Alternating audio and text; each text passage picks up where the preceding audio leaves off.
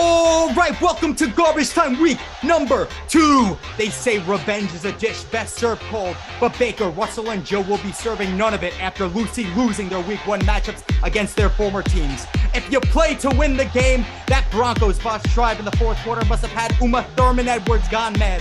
But it's a new week, the boys are back, there's money to be made, so wiggle your big toes, baby, because this is Garbage Time. Start it the fuck up.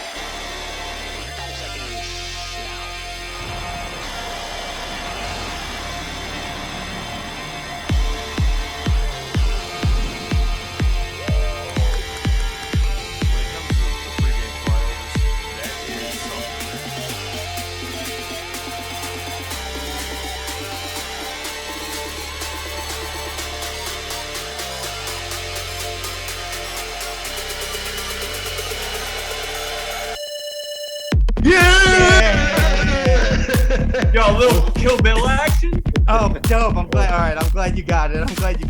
Thurman Edwards. I just got that too. Thurman Edwards. Yeah, I didn't know. Wiggling. I didn't know if that was gonna be obvious or if I was going real deep there, because it's like the first line of "Revenge is a dish best served cold" is classic Kill Bill, but I'm not sure if everybody knows that. Anyway, fuck it. Classic. Yeah. I never know any of your references. I have no idea what you just said. I got the best references, bro. It's coming from the guy who hasn't seen a movie at all in like his entire lifetime. What's the list look like right now, Lick? Is it deep still? It's fat, but we're working on it.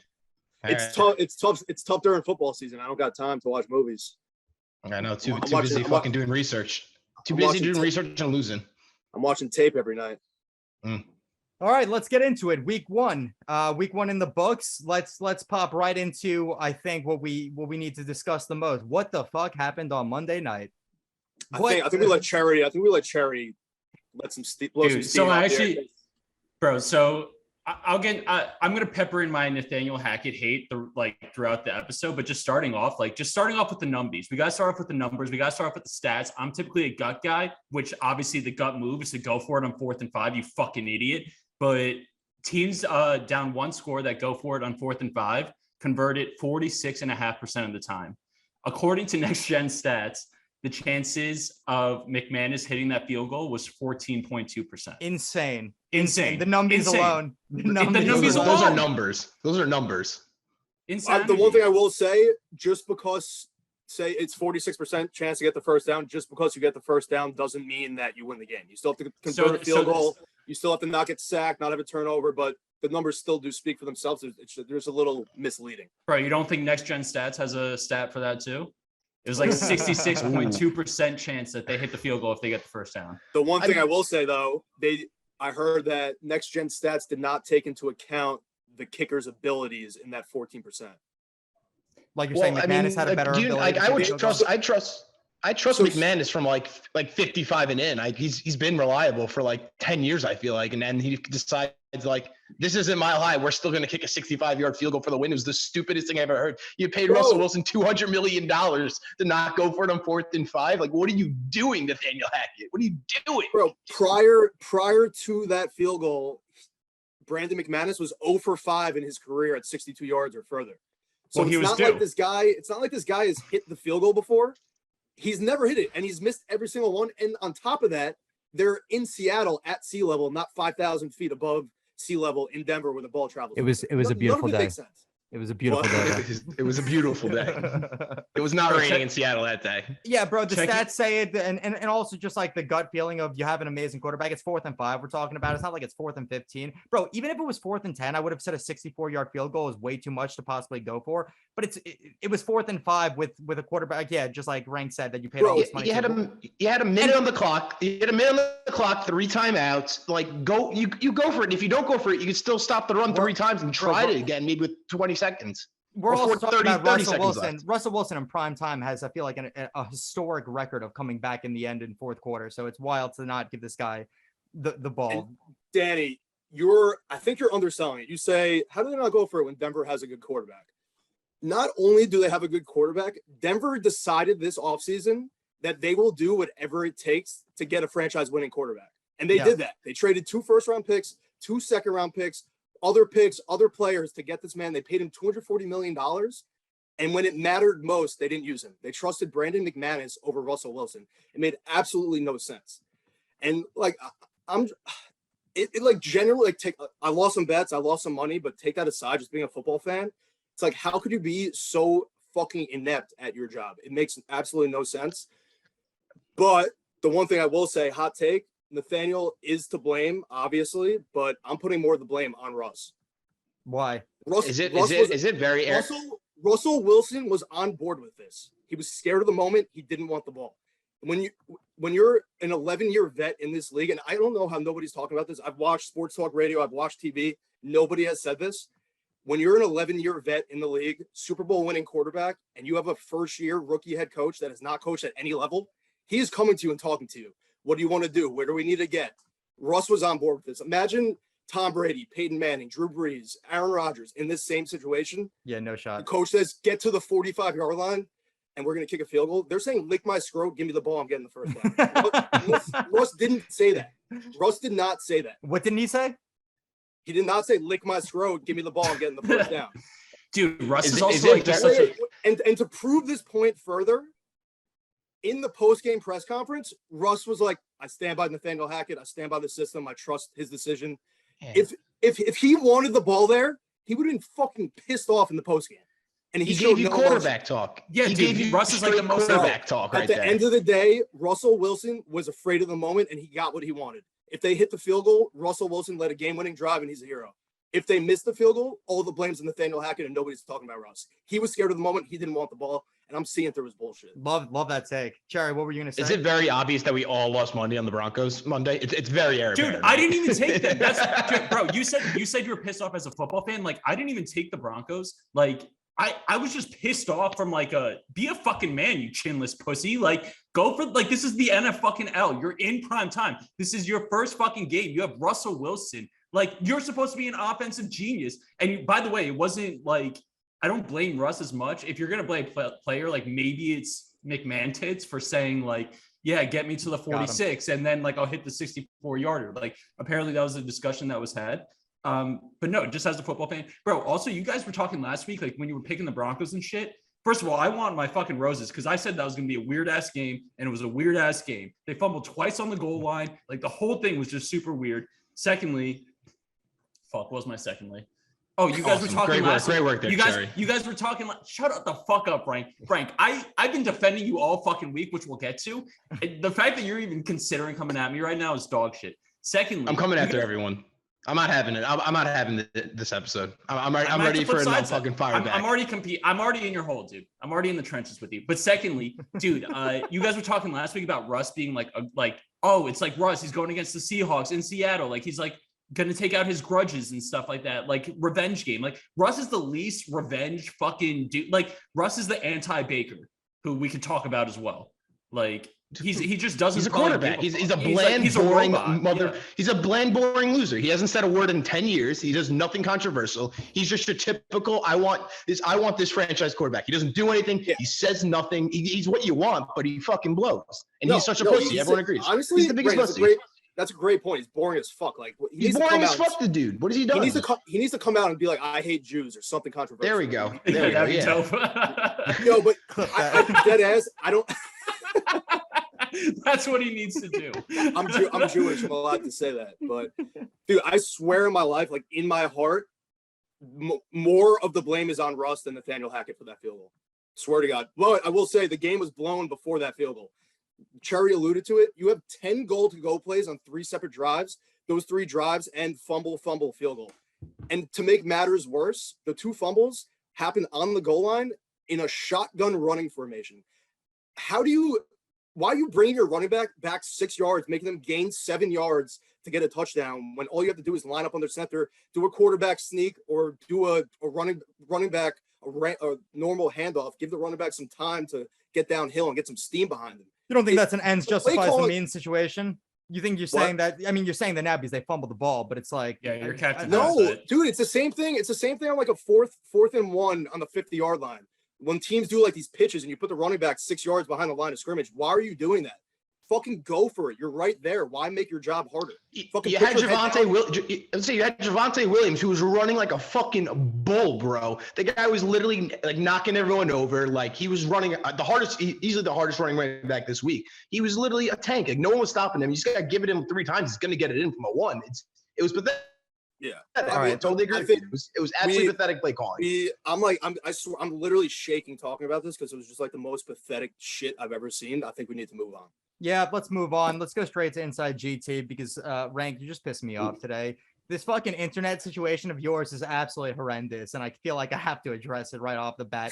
Bro, fix your fucking internet so that we could get a working goddamn show around here. It's bad enough that half of you guys don't have mics, but your internet not to work. All right, we'll table that because we have to address the meat and potatoes of what Inside Hold on. Your beef, take it up with Optimum. I don't know. You want me to get FiOS? Like, do I gotta switch it? Do I gotta switch my provider? I think that's the issue right now. You got problems with Optimum. You don't got problems with me right now. I gotta go to FiOS. Wait, back up. You're too loud. Back up. Back up. No, I'm fucking fired up right now. I'm on the pre-workout right now. I'm ready to fucking roll, baby. Maybe that's part of the problem, but also, Rank, why is it that you, for the life of you, if your life depended on it, can't spell any goddamn word correctly? Like, listen. Saturday, college football, couple beers, then you get a little buzzed, you have some fun, you lose some bets, and then you wake up on Sunday, and guess what? You don't feel like $1 million once in a while. And then you get a text from these fucking guys, Rank, you got to post this video. Rank, you got to post that. And I'm like sitting there like, oh, fuck. All right. I guess I'll do my job that I don't get paid for. You spelled Saquon like Daquan. How is that possible? That was an autocorrect. I'm not buying. That was an autocorrect. Whatever you're selling, I'm not buying. And even if it wasn't autocorrect, a D and an S could not be 2 more opposite letters. I didn't have my contacts in. I couldn't see. I didn't have my contacts in. Bro.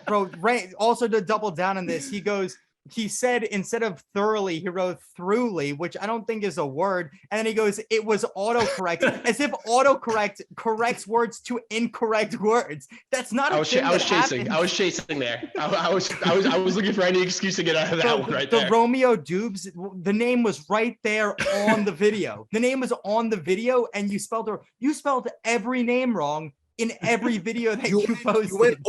You posted 3 videos and went 0 for 3. It's truly impressive. That's right.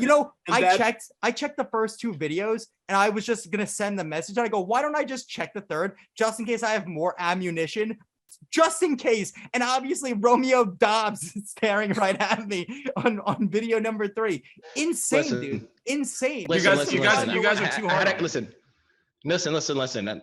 I had a conversation with corporate. They told me I got to keep my talking to a minimum. I'm not allowed to speak too much more on this matter. I'm right now in negotiations, trying to get back into the role with the president of Garbage Time HQ, but that's all I have right now. I'll report back to you next week after another meeting with corporate, and I'll let you know how it all goes. Rank, let the fans know who's the one kid on this show that wasn't coming after you, that wasn't fucking nitpicking every single, oh my God, he spelled Dubes wrong. Who the fuck cares? We put out content. It's what we do.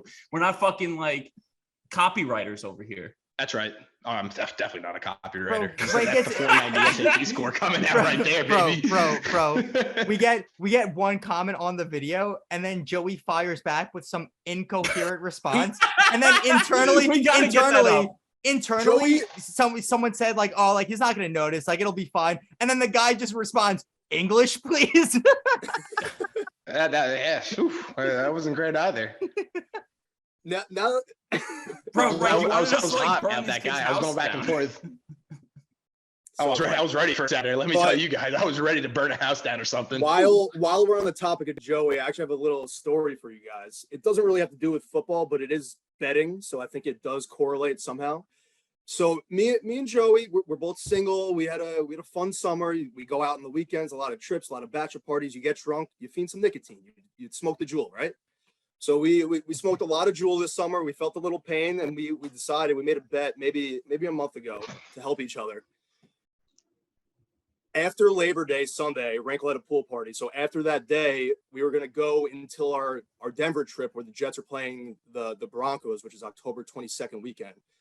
You're not allowed to smoke the jewel, me or Rank. And if you do, you owe the other person $200. So this started last Monday. Friday night. Oh no, sorry, Saturday. I text Rank. I'm like, yo, what are you doing? He's like, I don't know. I don't got plans. I'm not doing shit. 2 hours later, I see that this kid's in the city somehow. I'm like, what are you doing? I didn't even hit him up. I'm like, whatever. I get a text from Joey at 5:30 on Saturday. I'll bring 200 tomorrow. I just caved. That's a man of honor right there. The That is kid a man didn't of even honor. make it. Integrity. That's some integrity This right is- there. I this is could have fucking. Let me tell you something. I bring want to be in a 200. foxhole. I want to be in a trench with that kid with that integrity right there. Yeah, that's also 100%. weak. I respected the fuck out of it. He gave me that cold hard cash, but I walked in Sunday, $200 in cold hard cash. Always have hundies ready. You know, Earl. Bro, he walks in my house. He won't even look at me. He just fucking throws the 200 and walks the other way. It was so funny. But yo, I have to send you you guys this text message. It's literally, he didn't say, yo, what's good? He literally says, I'll bring you 200 tomorrow. Just caved. I send him the laughing emoji. I'm like, no, you didn't. And he's like, yeah, I'm drunk. And I looked at my boy. I'm like, give it to me. Just classic Rank. So fucking Amazing. All right. That concludes a little Inside GT. Why don't we kick off the show with some Thursday night football and talk a little sports betting? All right.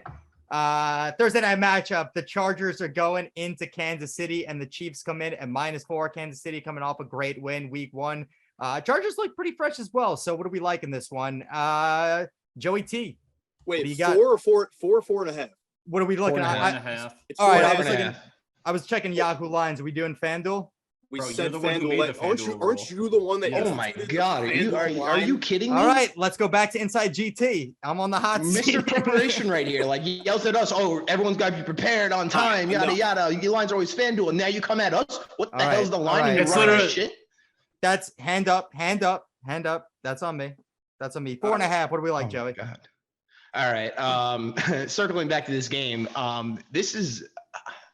I don't think this is going to be close, to be honest. I was watching some Chiefs action. I didn't watch much of the Charger game, but the big thing that I saw is Keenan Allen is out now. And can we rewind the tape to preseason where I go to you, Keenan Allen will pull a hamstring. And what did he do week 1? Pulled the hamstring, of course. So he's already ruled out. JC Jackson, I saw probably still not going to play, still coming back from ankle surgery. And fucking Patrick Mahomes, man, and that entire offense is now clicking. They got rid of Tyreek Hill, who they don't have to force feed the ball to. Everyone's an option. Travis Kelce has looked in prime form. They looked incredible. I mean, they just went in the car. They went in Arizona. They steamrolled them. It wasn't even a game. It was never close. Like they just went in and absolutely stomped them out. And now they're coming home Thursday night, a little primetime night game. Like I don't see how this isn't a 10+ point W by the Chiefs right now. Like I think they're going to come out firing again. They look great. Like they have so many weapons now. Like I know who to say. Juju caught a bunch of asses. Travis Kelce had 125 yards. Like everyone caught a touchdown. I mean, literally everyone. And like they ran it in. Like I don't see how this isn't a 10+ point W right now. I think Herbert's gonna have a problem throwing the ball around. I think without Keenan Allen, that's a huge loss. A lot more coverage on Mike Williams. I know Parham's out too. And I mean, like who's Donald Parham? You guys are asking me like. That's a weapon still. That guy catches balls, and now it's just be one guy. I don't know who the number 3 is in the Chargers. So like, I don't see how they move the ball efficiently. I don't see how Herbert looks like Herbert without his best wide receiver, like a top 10 wide receiver in football. Like I see 10+ by the Chiefs right now, to be honest. Nice. Cherry, what do you got? That was a horrific take. I really can't believe how bad that take was. First of all, Joey predict like wanting Flowers. First, I'm back against you, by the way, after you were being so hostile before. Joey like wanting Flowers for saying that Keenan Allen was going to pull a hamstring. Bro, are you going to predict that like the sun's going to rise tomorrow as well? Why do you want credit for that? Secondly, it's death taxes and Keenan Allen's going to pull a hamstring. That's just life right there, baby. Well, exactly. No That's fucking shit. That's That's Cherry's his point. point. That's my point. Yeah. Well, yeah. But Death like, what I taxes tell and is you that- not You know what? speaking of a We're spell. switching roles, baby. I got Ranks back. I got fucking Ranks Fuck. back. Last 5 seasons, Keenan Allen has missed 2 games in the last 5 seasons. Really? My Yeah, bad. it is a fucking hot take. So back the fuck up, Cherry. He just agreed with me though. Yeah, but that's why I have his back. Sometimes he's got All right, whatever. Cherry, what do you like? Rank, you're such a prisoner of the moment. It like literally makes me sick to my stomach. Aren't we all? Yeah, dude. What was I gonna say? I mean, the Chiefs finally cover one time. Like, obviously, the Chiefs, Mahomes, whatever, are notorious for like never covering. They finally cover one time. Everybody wants us to be like, oh, now they're gonna cover because I don't know. I guess the expectations are a little bit lower, maybe without Reek. This is a pretty easy one for me. 73% of the public is on the Chiefs. They're all like Joey. They're all fucking prisoners of the moment. Their gut is pointing them in the wrong direction. This line has been beaten to death. I'm pretty sure it started at like 3.5. Also, you want to talk about the Chiefs. You don't want to talk about what the Chargers did to the Raiders last week. Like, I thought they pretty much held them in check besides Devontae. Like, the Raiders are a good fucking team, man. And the Cardinals are playing in the Pee Wee League. So give me the Chargers plus 4.5. Nice. Snake, what are we taking? Yeah, I'm not gonna lie. I was leaning Chargers, but I was like, the Chiefs look pretty good. But once I heard Joey take the Chiefs, I'm very confident. He called Keenan Allen a top 10 receiver. It's arguable. That's not that crazy. But boys, let's appreciate this. Game of the week on Thursday, 2 weeks in a row. Pretty fresh. Like, obviously, like, this game's like usually 4:00 on Sunday. Like, we'll watch it, but you're not paying full attention. You got fantasy going on, you got other bets. But it's Thursday night. There's nothing else on. I'm going to sit down and watch every single play. So big ups to the NFL schedule makers for last week and this week.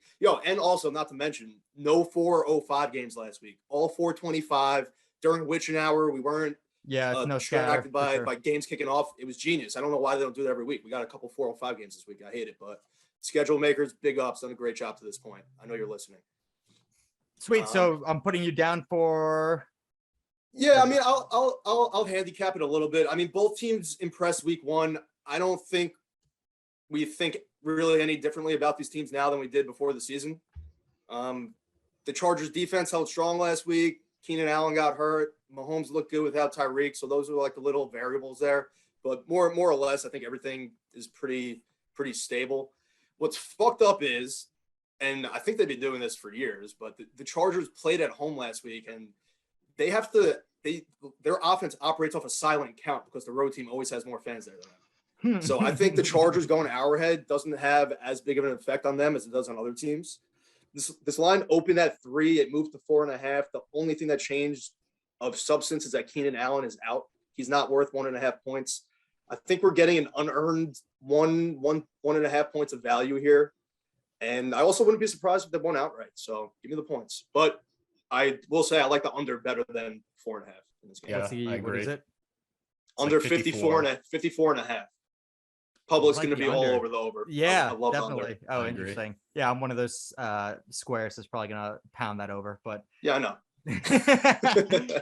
Yeah, real simply, I'm also going to take Chargers plus 4.5. I think the points are too good to pass up here. It's a good team. They both played well last week. I think probably people are too high on the Chiefs after putting a beat down on the Cardinals. So I think just to get 4.5 here, Chiefs could still win this game by 3-4, and we win this bet. So I'm also going to ride Chargers 4.5. Sweet. We have the Chicago Bears are heading into Green Bay on Sunday night. Again, like great matchups for week one. And then we have the Packers coming in at 9.5 point favorites. The Bears coming off a win, the Packers coming off a loss. That Bears win had to be surprising. But then the Packers are still getting 9.5 here. Division matchup. Is this game going to be close? Do the Bears usually play the Packers pretty tightly? I feel like they do. What do we like in this one? Chara, you want to kick it off? I'm so mad we have to talk about this game. Like, this game just like does not get me. I'm sorry. Like, I reserve my juice for the games that get juice. How are the Bears going to put up more than 14 points? Like, Rodgers ain't turning the ball over like the fucking Niners were doing. Like that game last week. I don't know. Who knows what to make of that shit? That puddle fest at Soldier Field. They should be ashamed of themselves with like the crooked sidelines or whatever. I don't know if you guys saw that. Yeah. But it's just like you cannot base a single thing off that game other than the fact that both offenses are just pretty inept. I don't know, man. Give me the fucking Packers minus 9.5. It's insanity. It's totally disrespectful. There's no justification for it, but it's just like you don't want to be in that place where it seems like it's so easy for the other team to move the ball and get first downs and so difficult for your team to convert like a 3rd and 3. Like, I hate that feeling, and that feeling is just going to happen if you take the Bears. Sweet. Snake, what do we like? I don't know if I agree with Cherry on that. You said the Bears offense looked horrible. I mean, they were down 10 points to one of the best defenses in the league in a fucking rain fest and came back and scored 19 straight. I thought that was pretty impressive. But I honestly, like, I'm with Cherry on this. I don't even have a fucking handicap on this game. There's nothing you could say to me to take the Packers after how bad they played last week. I don't care what at 9.5 points. There's no way I'm not that there's no way I'm taking the Packers. I'm probably not betting this game, but for purposes of the show, we gotta pick a side. I'm taking the points. That's safe. It's safe. It's a division game. You're getting the points. The one thing I will say, like the Packers do this every year. They fucking lost 38-3 last year against the Saints, came back and beat the Lions the week after 35-17. They had the whole relaxed season. I forgot what happened there. So they've been here, done that. But I don't know. This Packers team feels a little different with no weapons. I mean, he's throwing to 2 rookies. I mean, his 4 targets are a 34-year-old Randall Cobb, Christian Watson, Romeo Dubes, and Robert Tonyan. Like, it's a little bit different when you have Devonta Adams. I'm taking the points here. Joey, also, don't even talk about oh my god, that drop he had was the most miserable thing I've ever seen. Literally wide open, running down the sideline, just drops it in the breadbasket right through the arms. I was Christian Watson dropped it, right? Yeah, I was like, Jesus, man, like, you kidding me? Like, I mean, that sums up what fucking Aaron Rodgers has been talking about all preseason. Like, these guys gotta learn this offense. These guys gotta catch balls. These guys gotta start producing. And I think you nailed it when you said that point. Like this is the same story every year with the Packers. Game 1, Aaron Rodgers, he shakes off the rust because he never plays in the preseason anymore. They get their feet under them. And I think right now, I'm not sure if like Bakhtiari and the other tackles coming back, but I think they probably are going to come back right now. And like, this game reeks. This line is fishy as shit because like 9.5, they're so undeserving of the 9.5 points right now, but yet it's 9.5 because of that bad man at quarterback, Aaron Rodgers. So because of the fishy line, like, I'm going to take the Packers. I feel like also they've been beating down the Bears, and he wants to go, I own you again to the Bears. So I'm going to take the Packers -9.5. Wouldn't touch this game with a 10-foot pole, if anything, but like, yeah, we got to pick the game, I guess. So 9.5 Packers, I guess. I also, I forgot to say, I like the under here too, 42.5. Love the under. Mm-hmm. Nice. Yeah. I'm going to take the Packers -9.5 solely because I think, just like Snake said, I think the Packers do this thing where in week 1, they just come out looking like trash. And then week 2, they just bounce back and put a beat down. I think that also just in general, week 1 seems to always go opposite than week 2. Everyone just either overhypes the team that won and completely undersells the team that lost. And then the line shift a little bit too much in that favor, which is why I think the Packers are probably in the long run a much better team than the Bears. And I would imagine that they probably put down a blowout in this one. So I'm going to take the Packers -9.5. Sweet. We got a double Monday night. What time do these games kick off? We have a 7:15 Eastern game and we have an 8:30. That's a wild one to do an hour apart games. Am I reading that one correctly? That's pretty it's crazy. amazing. What do you mean? We get to watch the first half of Tennessee Buffalo. It goes to halftime. I flip the remote right to ABC and put on Minnesota and Philly. This is gonna be great right now. You're crazy. No, it's I disagree. I hate it. I would rather I'd rather one game play and finish, and then the other game play and finish. Yeah, I feel that. You got 2 TVs in your basement. You'll be watching both games anyway. You literally gonna be sitting there in the cave. My eyeballs don't go like that. I'm watching one TV or the other. What's the difference between any other Sunday? Let's talk like about any other this. Sunday at your house, dude. You're watching 100 games anyway. You got Red Zone. I got the Jets. I watched the Jets. Check the flag. See that? Come on. All right, Titans are going into Buffalo. Buffalo is coming in at 9.5-point favorites. Titans did, I think, what we expected, right? They choked. We won. Snake, do you want to talk about your bet a little bit because you won some serious cash on that one? Sharp. Yeah, I mean, just coming into the season, I was super low on the Titans and I was pretty high on the Giants. And it just the line was short, little fishy, and the stars just aligned. That was my lock of the week. It was in doubt at one point. I mean, they were down 13-0, but they were able to come back and get the job done. Not only did they cover the 5.5, they won the game outright. Helped Daddy hit some parlays, but. So what do you think? I mean, the Titans 9.5-point dogs in this one. I think everyone's going to be very high. I would imagine the money's got to be on the Bills -9.5. So is this one of those situations where week 2 is going to go opposite than week 1? Titans will cover. I think you're going to be surprised because like you guys probably think I'm taking the Titans, but I'm not. I'm taking the Bills in this matchup. Like I said, coming into the season, I was super low on the Titans. Nothing has changed. If anything, that feeling that I had of them is enhanced. Listen. The Bills beat the Rams on the road, first game of the season, primetime, Thursday night by 21 points. They're the second team since 2014 to have 4 turnovers and win by 21-plus points, which I think that proves how talented this team is. Those turnovers were just little mistakes early in the season. They're going to be able to overcome that and get better. The Titans lost at home to the Giants. The Giants haven't had a winning record since 2016. It's prime time in Buffalo. This is Buffalo's season. The fans are going to be going wild. Tables are going to be burning. Fans' jerseys are going to be burning because they're jumping on those tables. Those fucking sick fucks. I don't see how the Titans keep this game close. Will I bet on this game? No. And with spreads over a touchdown, if I like the dog, I'll take the dog. If I like the favorite, I stay off. So I'm not going to bet it. But for purposes of this show, I'm taking the Bills minus 9.5. What I will look to do though is tease the Bills below that magic number of 3. If I could get them at 2.5 or 2, they'll be a big piece in a lot of my teasers. Awesome, Joey T. I was thinking about this before. I want to take Tennessee because like they played last year in the same game Monday night in Tennessee, and Tennessee like they beat them, and it wasn't because of AJ Brown. It wasn't because of Julio Jones. It wasn't because of that. It's because Derrick Henry just ran all over them.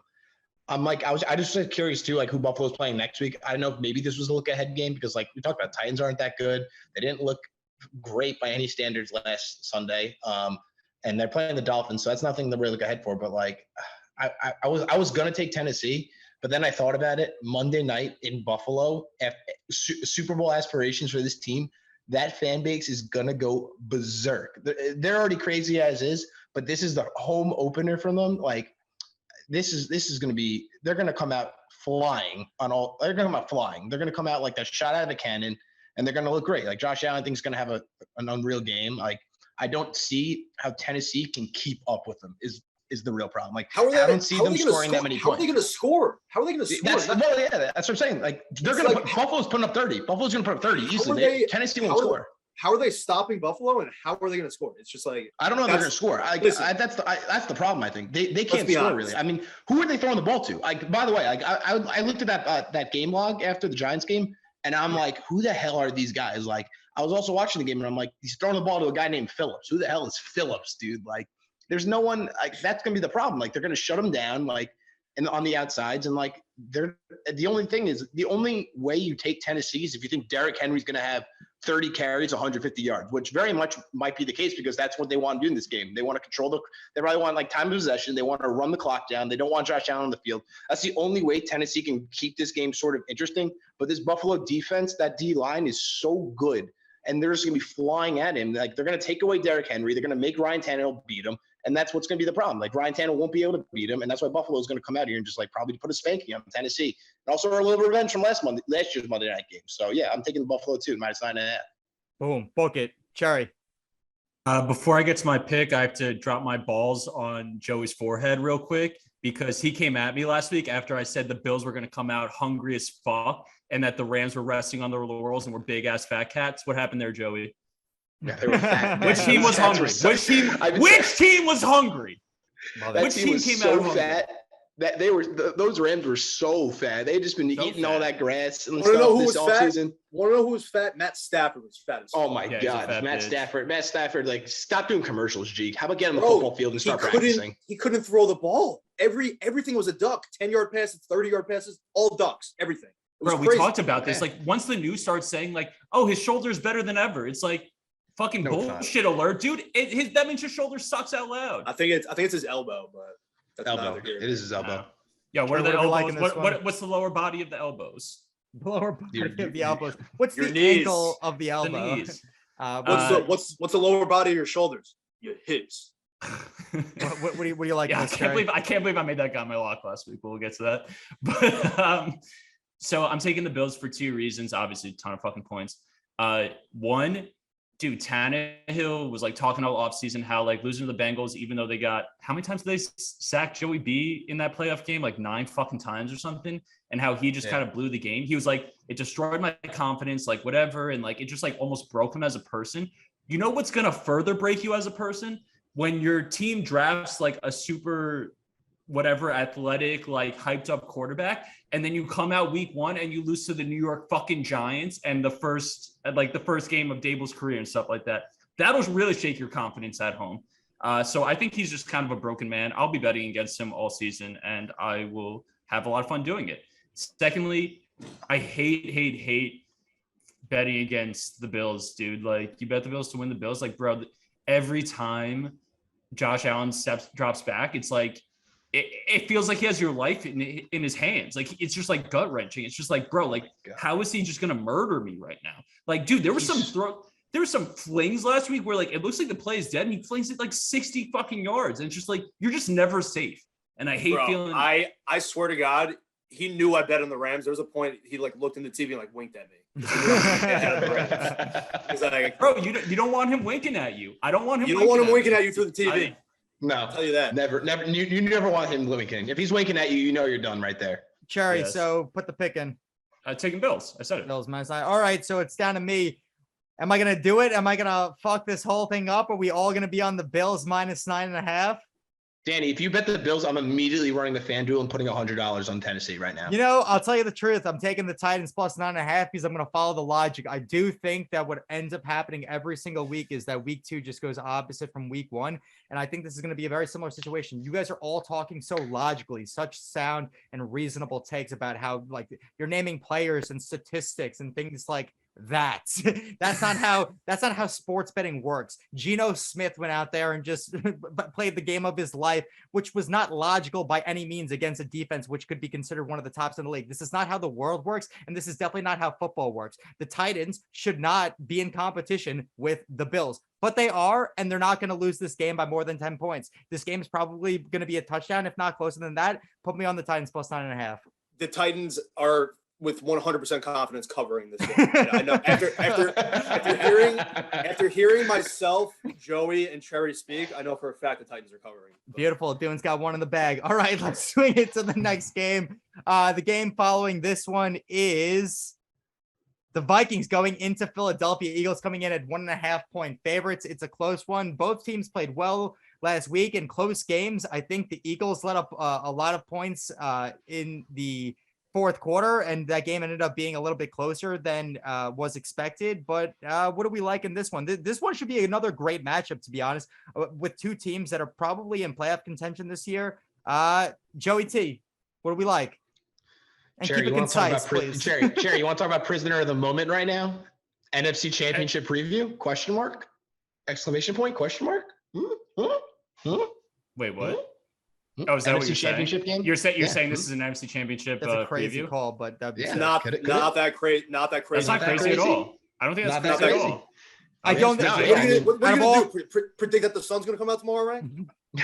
I got him. I got him. No. This is honestly, like Lick said, like the Thursday night game is the game of the week, definitely. But this one, like, this has got to be probably number 2 game of the week right here. Like, both teams looked really, really good opening week. I mean, Minnesota, like we've been hammering them. Like, we didn't have hammer. We've been like just fucking riding their coattails preseason, week 1, Minnesota, baby, and they fucking delivered for us. They Say what you mean, they Ray. look. Say what you mean. We're not riding their coattails. We've been sucking their dicks all preseason. Two hands on it, baby. 2 hands on that dick, and we're riding it. Say what you mean what you say. Oh man, I'm saying what I mean and mean what I say, and I'm taking the Eagles because I'm not taking Kirk Cousins in prime time, and that is the only reason why I'm taking the Eagles right now. That dude and his like weird sleeping habits and game time habits is not gonna come out here and I think play well. Philadelphia minus 1.5. That's the only reason. Prime time, Kirk Cousins, baby. Love it. Cherry, what do you got? So I'm gonna hit you guys with a Warren Buffett quote. Be fearful when others are greedy, and be greedy when others are fearful.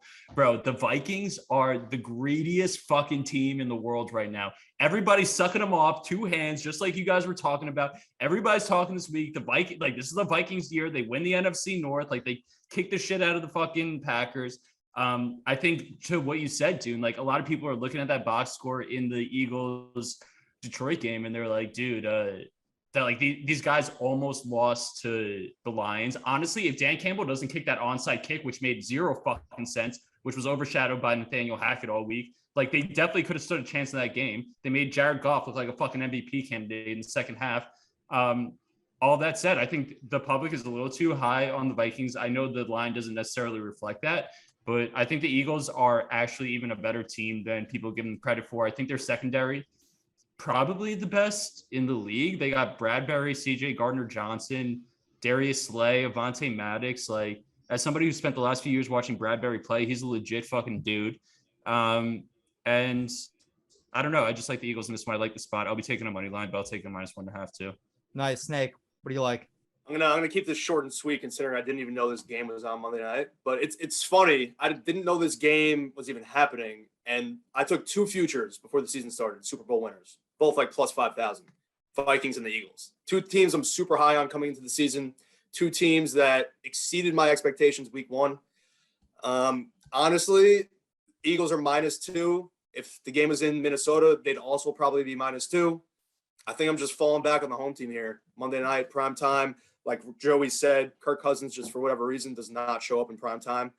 I'm taking the Eagles. But I will say, when I do bet this game, I will be taking the money line. Never take -2.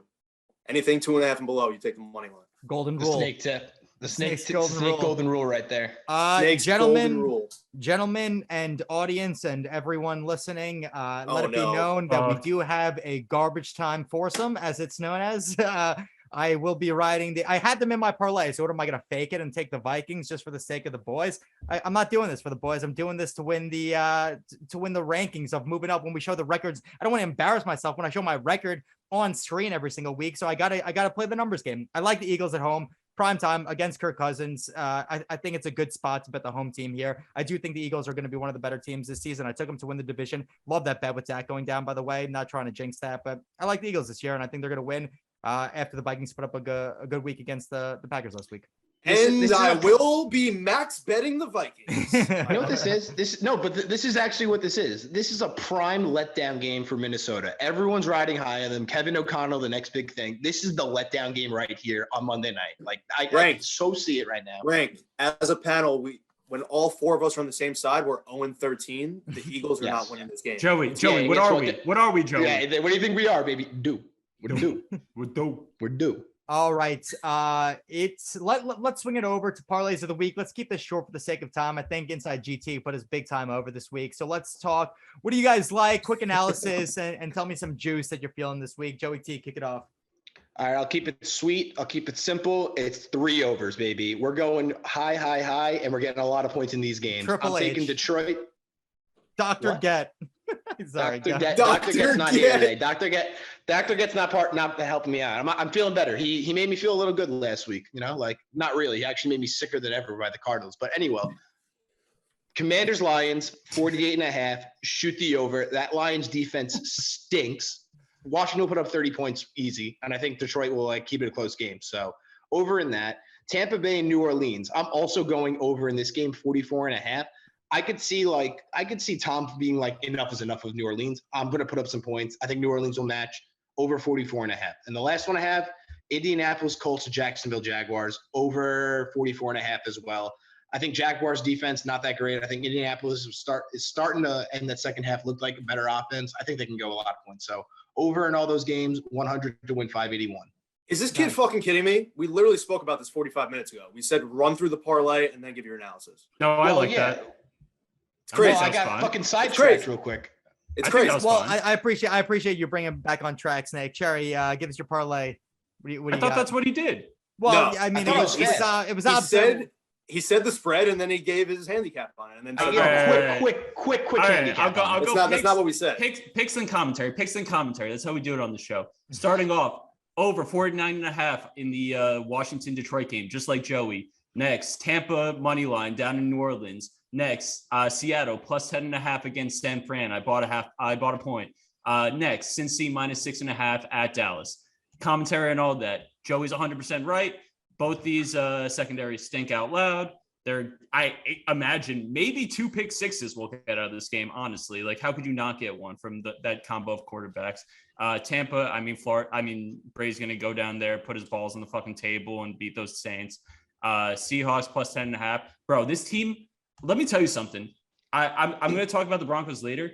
Bro, this team, their defense harassed Russ. They were talking about that number 27 kid, that 5th round rookie, whatever. Why are you shaking your head? Overrated. They had the 12th man. They had Russell come back. Everything for them. That defense is. I do think everything fell into place. They're not good. they were selling out in the blitz for sure, but I think they got some tough motherfuckers in that secondary that really came down to fucking lay the hammer. Agreed. They'll be bottom 10 in the league though, but when it's all of course, but they're plus 10.5 against the San Fran team. Weak fucking team. By the way, Trey Lance, another one. Like I put him in the Tannehill category of just like mentally broken players right now. And then Cincy minus 6.5. I mean, what the fuck are we doing here? Like, love it. Plus 860. Nice. Snake, juice for us? Yep. So I got to first and foremost, I mean, last week I had a 5-team 100 to win $3,200 parlay. It was looking great. Unfortunately, the Browns came through with a 58-yard field goal to ruin the parlay at the end. Everything else hit. Yeah, I would have liked to win the bet, but I feel bad for our fans. I know our millions of fans watching around the world rode that bet and wanted the cash, but it didn't happen. What was the odds on it? It was 100. It was roughly 100 to win 3,200. Crazy.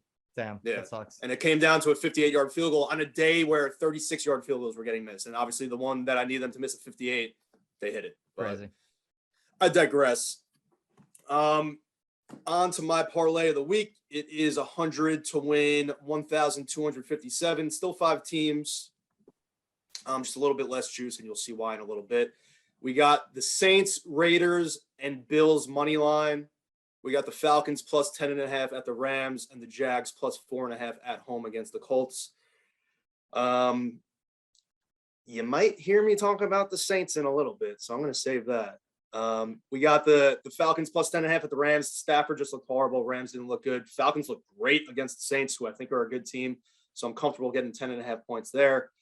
We've spoke about this many times. The Colts, for whatever reason, and Frank Reich suck in September. They're 3-10 in the month. They lost to the Jags on opening day 2 years ago as 10-point favorites. I like the Jags to keep this close and potentially win the game. Raiders at home against the Cardinals. We saw the Cardinals last week. I was super low on them coming into the season, and they stood true to that. And we already spoke about the Bills. I mean, maybe they won't cover the 9.5, but they're certainly going to win that game. I wasn't going to put them in the parlay at minus 460. Yeah, why'd you do that? Because I was looking at it. So without the Bills, it was 100 to win 1,000. With the Bills, it was 100 to win 1,250.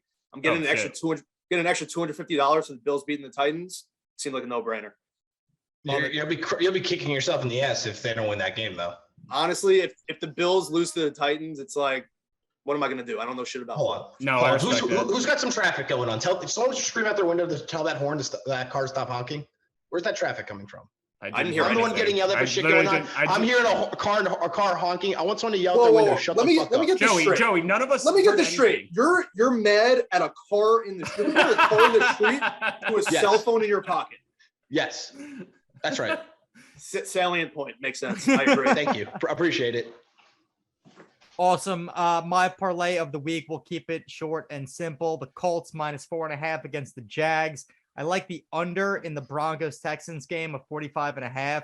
I'm going to take Washington money line against the Lions at plus 108. And I like the Eagles at minus 132 against the Vikings. I think it's a good money line bet. All that said, it is plus 1262, 100 to win $1,262. And any quick analysis on this for the one? I think the Colts is probably the biggest one of just contention because I heard you take the opposite side of that lick. But I think my point being is that the Colts didn't look good last week. It was a tie against the Texans. I don't see a situation where a team with who probably should win the division doesn't come back in week 2 in a division matchup and at least win by a touchdown against the Jags. Quarterback of the year, Trevor Lawrence, and they probably should put a beat They've done it. They've done it every year. They're 3-10 in September, and they're supposed to win the division every year. Yeah, that is funny, but yeah, I mean, so I think that out of all the ones, I do like the Colts here, and I don't. What was the last leg of that? The last leg of that was the Eagles money line. I think I'll probably ride that, but I'm flipping Jaguars and Colts. Nice. I have a question. Do you guys actually ride these parlays, or you just put? Yeah, of course. I put it in before the show. That's how I rode last week and didn't come close. Right? Forgot. Just making sure. Bro, it's all about hitting the bet and then posting the screenshot on our platforms and flexing. That's all it is. Amen. That was parlays of the week. Why don't we conclude This honestly phenomenal show, boys. This has been fantastic. Let's bring back the segment of the week, the one that everybody wants to know about. It's locks of the week, motherfuckers. Let's get into it, baby. Here we go.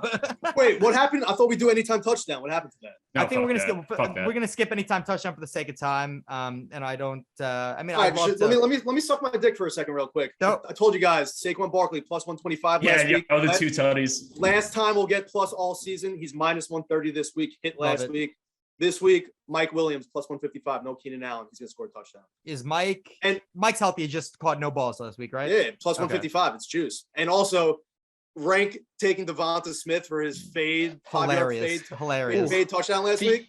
Ask me amount how many catches Devonta Smith had last week. How many catches do you have? Holes. I'm still looking for Devonta Smith still. I can't find it. I couldn't find him anywhere on Sunday. I was searching for him at that 5 yard. The amount of times, by the way, the Eagles got to that 5-yard line, and I looked at Licht. I'm like, it's coming, baby, it's coming, and it did not come one bit. It kept pounding the rock. My God. But I'm gonna go look for Devonta Smith. Put him All in right. fucking goose egg for my ass. Locks of the week. Joey T. Kick off. What do you Why got? does Joey always go first? Well, I let Cherry go first last time. I actually took note of that. I'm like, All right, Lick, go first. Lick, I'll let you go first because guess what? I want you to go first right now. You want to go first? You want to get your pick out? Go ahead. I was kidding, but I'll get it out of the way. Listen, the Bucs demolished the Cowboys prime time on the road last week. The Saints struggled to beat the Falcons. Falcons are supposed to be one of the worst teams in the league. And quite honestly, the Saints should have lost that game. It's Tom Brady versus Jameis Winston prime time, and you're telling me that the Bucs are only minus 2.5? There is no way the Bucs don't cover the spread, and that is exactly why they will not cover the spread. This is your classic find the lock and go opposite. I'm taking the Saints plus 2.5. Oh, The Bucs are 0-4 against the Saints since Tom has taken over duties as quarterback for Tampa. I don't know what it is. The Saints just seem to have his number. They generate pressure up the middle, and they just fuck his shit up. I actually broke this down myself. So over the 4 games with the Saints, Tom Brady, 60% completion, 1,037 yards, 6 touchdowns, 8 picks. That's a 0.75 touchdown to interception ratio. All 33 other regular season games that he's played as the Bucs quarterback, 68% completion, 77 touchdowns, 16 picks, 4.8 touchdown to interception ratio. Crazy. I don't know what it is. The Saints just have his number. They figured it out. Weird spread. Saints plus 2.5 at home. Lock of the week. Let's go. Bro, Wow. you know who their head Wow. coach is also. The Saints? Yeah. It's the guy Who who's is been it? killing Dennis Brady Allen. all those Yeah, years. Dennis Allen, It's yeah. the guy who Oh, it's yeah. the guy who's Same had guy. his number all those years. There you go. I heard you had the Bucs money line in your parlay. You can't be feeling too good about that now. Well, yeah, I know. Now that I'm going up against the sharpest of the sharp Bro, snakes. bro. I Oh, would wait, sound, could I would I- sound could I- the magic buzzer on that. I would I do magic something? buzzer the fuck out of that. Can I? Oh, yeah. Buzzer that, Cherry. Come on. Cherry, No, should you buzz- get no, should no, buzzer dude. that. You gave bro. I like threw it like on a whim in my parlay because I might was magic buzzer that. I really You might can magic magic buzzer. buzzer. While we're on the topic, can everyone lean their head back? Julio Jones. Julio Jones. What the Oh, fuck? he's back. Yo, Oh, this he's man so is back. Joey wasn't He's kidding. so back. No, and it's crazy because it's not even like it was like he was put in a different scheme and he was put in a better situation. He's a better quarterback. The man was faster. The man was quicker. The man was making plays that he physically could not make last year in Tennessee. And all of a sudden he comes to the Bucs and he's just like fucking primetime Julio again. That play, that 40-yard pass down to the sideline where he dove and caught it on the ground, that's fucking classic Julio Jones. He was not doing that shit last year. Fucking Feel that. impressive. Dude, the Alex Guerrero fucking program, it never Bro, fails. no, Yeah, he Yeah, did like, start what- TB12. It's What the does TB12 Tom? program. It's Tom Brady. People's careers are in the dumps and they come to Tampa, even on the defensive side of the ball. Like Ndamukong Suh was looking like he was going to leave the league. Then he comes to Tampa, just goes, Tom's in town, and the guy wins a Super Bowl. I don't get it. It's crazy. Love it. Nuts. Joey T, lock of the week. Boys. 1-0 start to the season. You can't ask for much more than that. Am I right? Come on. We're going to make it 2-0 this week. And guess where I'm going?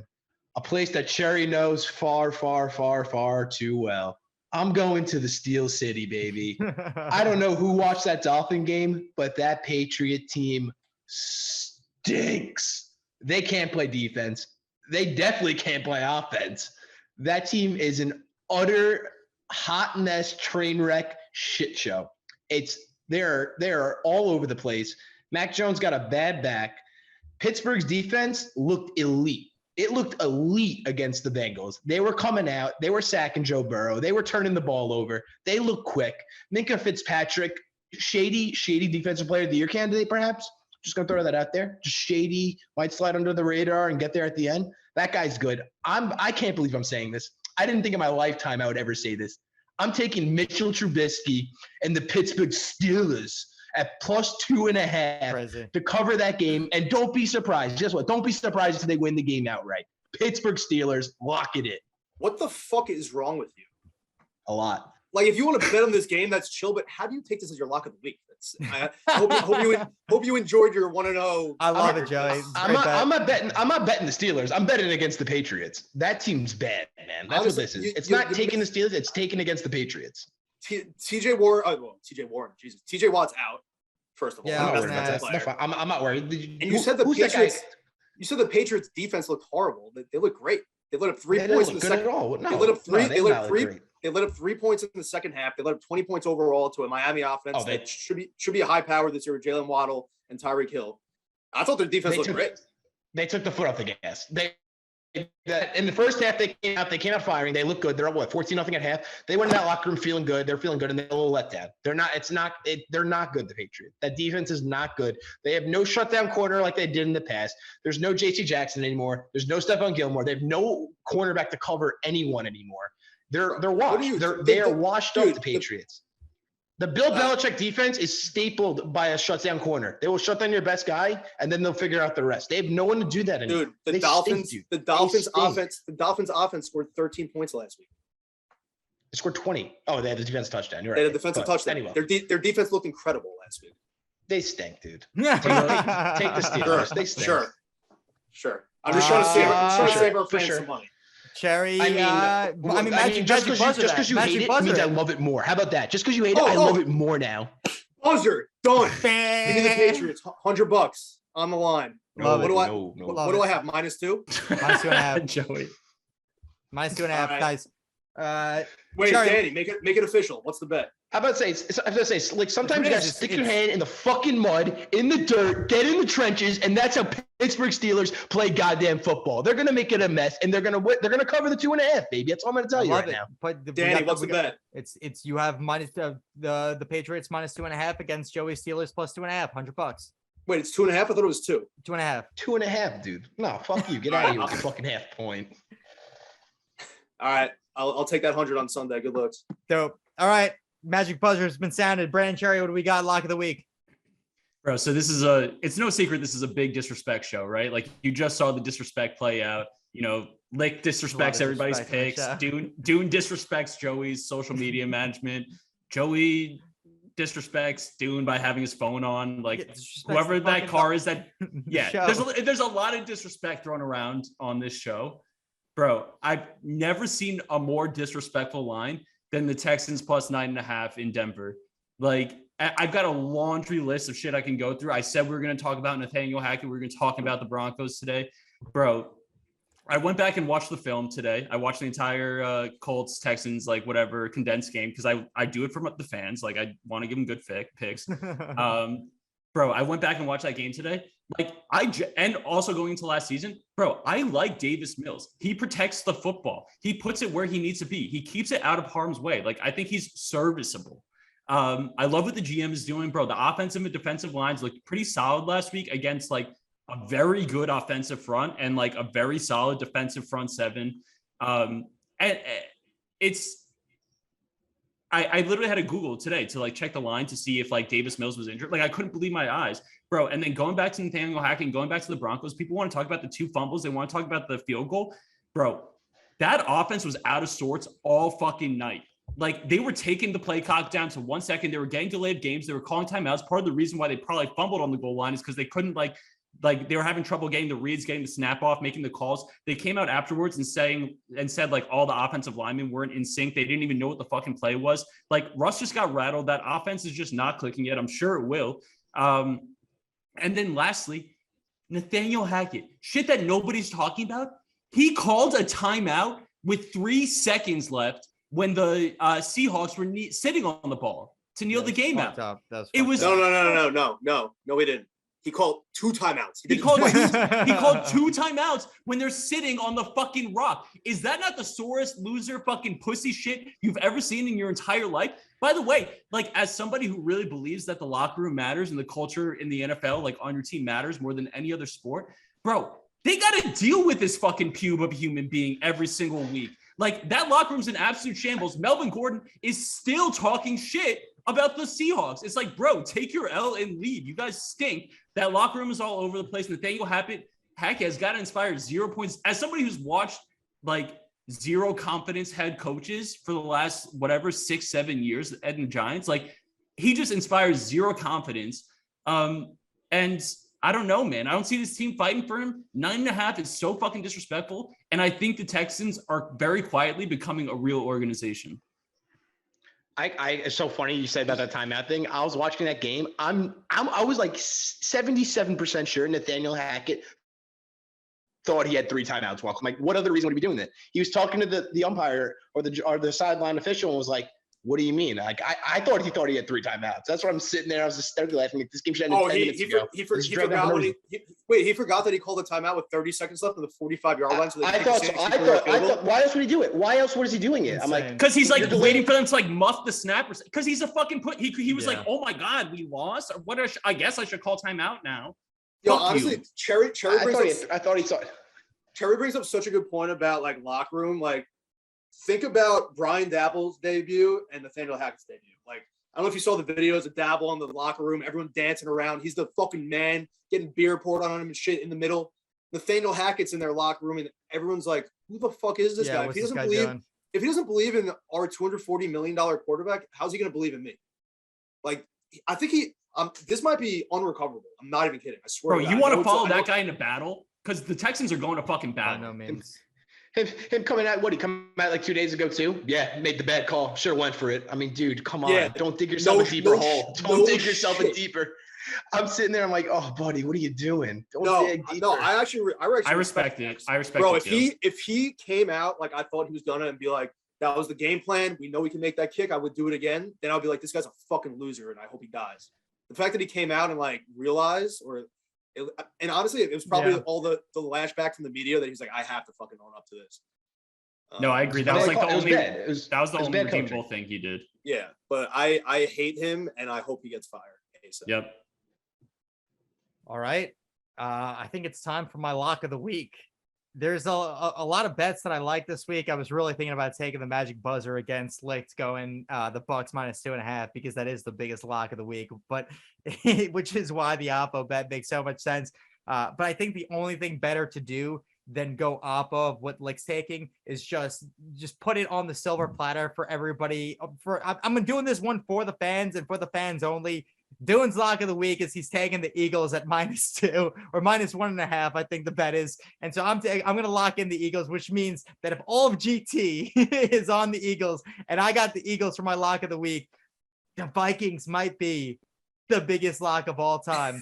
But I'm putting it right here. I think the logic makes sense, and I like the way the Eagles look, and I think at home on Monday night for the price, and given that they only have to win by a field goal, even 2 points gets it. I think it's by far the best odds that are on the table, so I'm taking that. You're a good man, bro. You're a sailor, good man. No, but seriously, sailor, good man. But you did a good one for the fans. We're all on the Eagles. You took them as your lock of the week. I'm literally putting 10 G's on the Vikings. I will send you the ticket. Dog, post it. You gotta post the ticket later. Sweet. Charlie, do you have something to say? I was just gonna say, we ride together, we die together. I fucking love it. Either the ship goes down or we fucking hop on the Santa Maria and get to the fucking Holy Promised Land. Yeah. Awesome. Good shit. That was GT week number 2. We'll see you all back here for week 3. Phenomenal episode. I thought that was awesome. No. That was packed with a lot of substance. That was packed. I'm hot, dude. I'm like sweating balls. All right. Yeah. Yo, we'll see y'all back here. I'm excited to watch this back, because when I was talking about in the opener about Nathaniel Hackett, when I said I was shaking, I wasn't kidding. I was literally shaking out of anger and like the timeout. I can't get over the timeout. Bro. Like at the end of the game, have you ever like been around football? You just don't do that. Dude, his dad was a head coach. His dad was a head coach in this league. He's been around football for 43 years. It's amazing. I forgot about this. My favorite tweet that I saw this week on it was Warren Sharp saying that Nathaniel Hackett needs to play more